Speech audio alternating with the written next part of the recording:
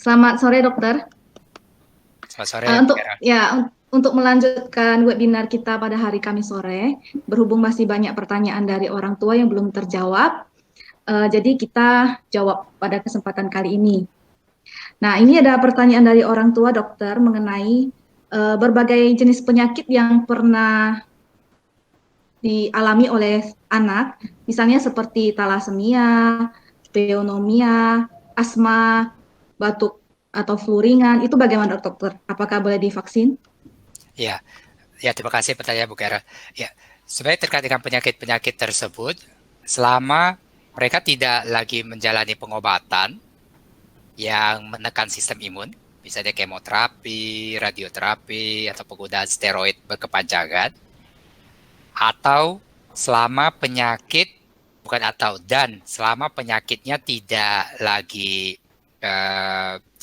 memberat, maka ya anak-anak tersebut boleh divaksinasi. Ya, jadi bisa diperhatikan nanti pada slide kontraindikasi yang dibagikan oleh Ikatan Dokter Anak Indonesia. Oke, terima kasih dokter untuk jawabannya. Selanjutnya, eh, ini dari Vivi ya, 10 MIPA 3. Dokter, pada orang dewasa terdapat beberapa tahap vaksin. Apakah setiap tahapnya memiliki fungsi yang berbeda?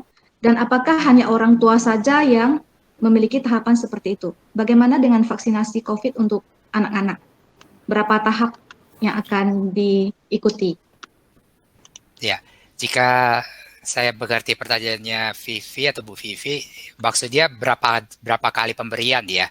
Iya, Kalau berapa kali pemberian sama, vaksin Sinovac sama untuk anak-anak atau orang dewasa diberikan dua kali dengan jarak 28 hari. Mungkin agak berbeda pada orang dewasa dulu 14 hari.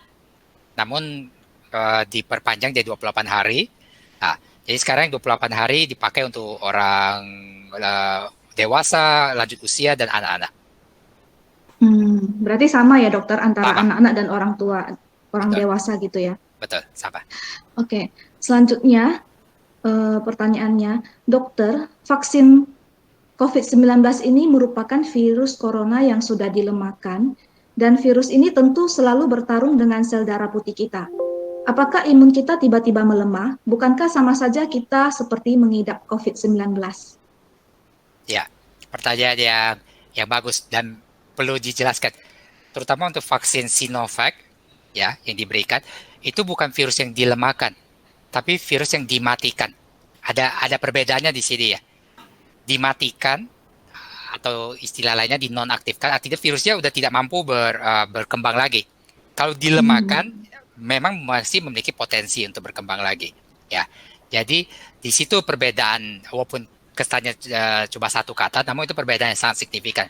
Karena vaksin Sinovac menggunakan virus yang sudah dimatikan atau dinonaktifkan, dia tidak mungkin lagi akan tiba-tiba hidup kembali menginfeksi tubuh kita karena sekali lagi dia sudah mati.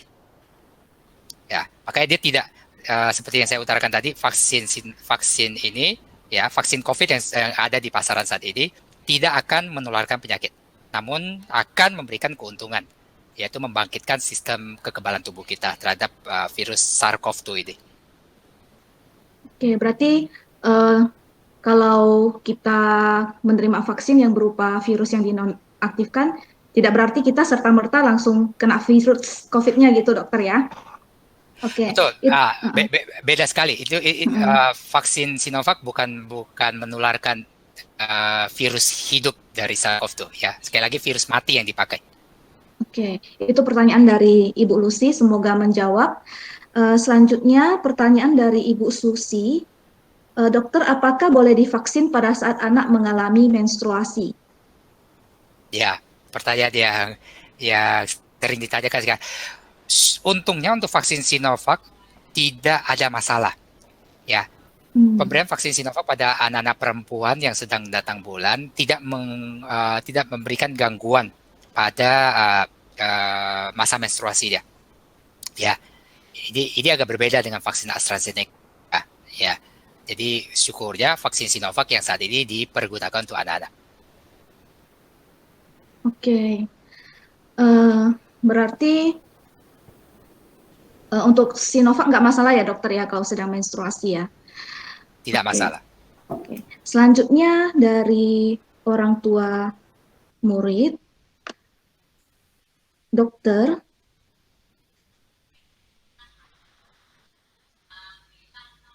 eh, ini dari Bapak Theo ya, dokter divaksin memperkecil gejala berarti masih bisa terinfeksi.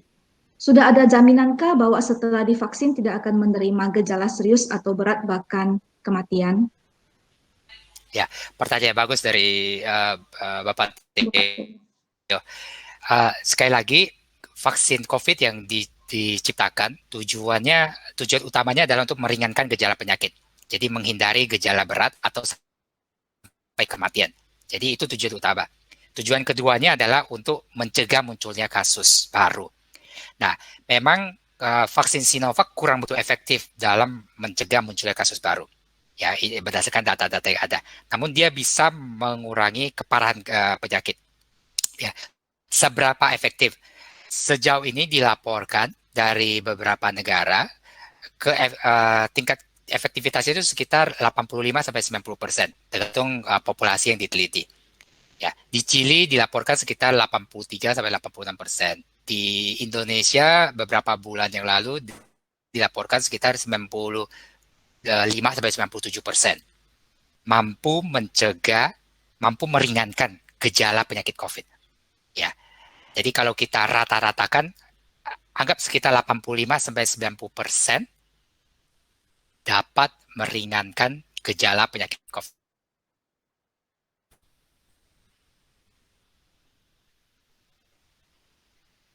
Oke, terima kasih dokter untuk penjelasannya. Nah, selanjutnya dokter, ini ada pertanyaan dari Ibu Ratni. Sore dokter, saya orang tua Nicholas mau bertanya, anak saya ada alergi seafood, kadang kalau makan udang suka timbul gatal-gatal di mulut dan di telapak tangannya. Apakah aman ikut vaksin dokter? Ya, uh, aman, Ibu, uh, untuk di, untuk menerima vaksin Sinovac. Ya, karena komponen yang menyebabkan alergi dari udang itu berbeda dengan komponen yang menyebabkan alergi pada vaksin. Ya, dan jangan lupa bahwa mungkin ibu bapak yang sudah divaksin, bahwa setelah kita divaksin kita biasa dipantau minimal 30 menit di tempat kesehatan di fasilitas kesehatan tempat diberikan vaksin. Di situ akan dilihat apakah muncul gejala alergi. Ya, jadi ada pemantauan secara bertahap. Ya, jadi sekali lagi alergi makanan, apalagi alergi seafood udang, hal ini bukan merupakan kontraindikasi untuk menerima vaksin Sinovac. Oke, terus dokter kalau misalnya setelah divaksin di waktu tunggu yang diberikan oleh petugas itu, terus tiba-tiba kita ada muncul alergi begitu ya dokter ya? Biasa penanganan yang diberikan oleh petugas itu apa ya? Biasanya penanganannya dia akan melihat gejala alergi seperti apa. Ya, uh, umumnya gejala alergi dari hasil suntikan ya, obat, vaksin, itu biasanya merah-merah, tubuh, kadang bisa mulai bengkak-bengkak. Yang lebih parah adalah kalau sampai dia mulai sesak nafas. Nah, maka Hmm. nanti akan ada pengobatan untuk meminimalkan efek alerginya. Kita berikan obat ya, yang namanya antihistamin atau dikombinasikan dengan epinefrin, adrenalin, ya, Hmm. untuk mengatasi alergi tersebut. Ya, Oke, tapi sejauh ini tidak ada dampak yang buruk ya dokter ya? Maksudnya dari obat-obat itu langsung bisa sejauh ini, teratasi gitu ya? oh ya betul, Oke. karena itu obat yang umumnya dipakai ketika pasien menderita reaksi alergi akut. Oke, baiklah. Reaksi alergi akut harus maksudnya alergi yang tiba-tiba dan berbahaya. Jadi itu yang biasa diberikan di rumah sakit. Hmm, hmm, hmm. Terima kasih dokter untuk penjelasannya. Selanjutnya, dokter, persiapan apa saja yang perlu saya lakukan sebelum saya menerima vaksin? persiapan apa yang perlu dilakukan sebelum menerima vaksin? Mm-mm. Sebenarnya tidak banyak. Yang penting dalam kondisi sehat, ya.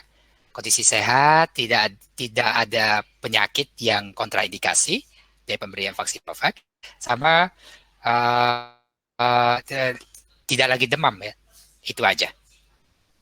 Hmm, itu ya. Ya, jadi Oke. persiapannya sebenarnya sangat sederhana. Selama kondisi oke, memenuhi persyaratan, bisa langsung divaksin. Oh, oke deh. Itu aja dokter, pertanyaan-pertanyaan yang belum terjawab. Oke. Oh ya, Ya, terima kasih Bu Kera. Tentu ya. saja. Terima kasih dokter untuk penjelasannya. Oke. Sama-sama. Ya. Semoga semoga bentuk. Oke.